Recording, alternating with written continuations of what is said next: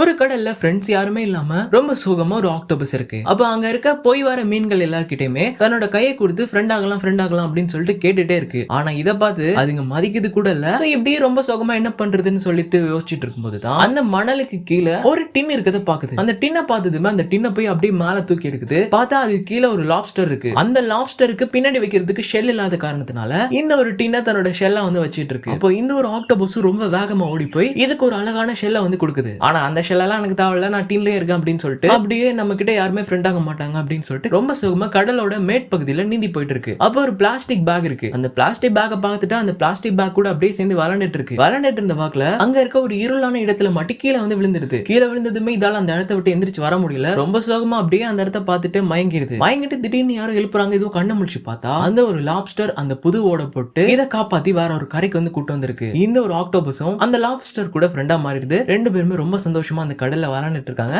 அப்படியே இந்த ஹாப்பியான ஷார்ட் ஃபிலிம் வந்து முடிக்கிறாங்க.